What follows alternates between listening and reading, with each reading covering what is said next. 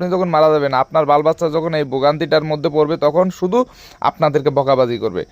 2025 সালে এসে যদি এরকম হয়, তাহলে এই দুঃখ কি মেনে নেওয়া যায়? বাড়ি করবেন, রাস্তা দিবেন না, তাহলে আপনার কপালে দুর্ভোগ আছে। দুর্ভোগ থাকবে না কেন?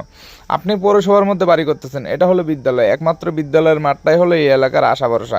আমি কয়েকদিন আগে একটা ভিডিও দিয়েছিলাম, দেখেন সাধারণ একটা 500 কেজি রড আনছি একটা টমটমে করে, ভাই গাড়িটা ঘুরতেছে না, আধা ঘন্টা ধরে গাড়িটা খুব চেষ্টা করতেছে। আমি বাধ্য হলাম ক্যামেরাটা তুলে ধরার জন্য। আসলে ভিডিওটা করার উদ্দেশ্য আপনাদেরকে সচেতন করার জন্য।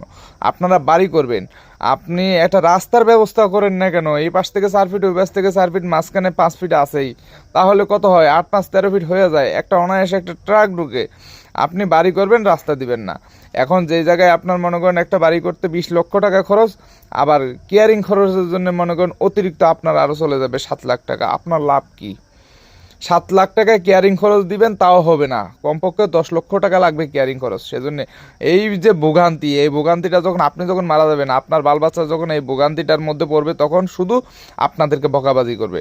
সেজন্য বকাবাজি থেকে যদি মুক্তি পেতে চান, অবশ্যই বাড়ি করার আগে আপনি রাস্তাটা দিয়ে নেবেন, রাস্তাটা যাতে বড় করে। আপনি যখন 4 ফিট দিবেন, পাশের জন বলবে যে ওই দিছে, আমাকেও দিতে হবে। সেজন্য অবশ্যই আগে রাস্তার জায়গাটা দিয়ে দিবেন। ধন্যবাদ সবাইকে।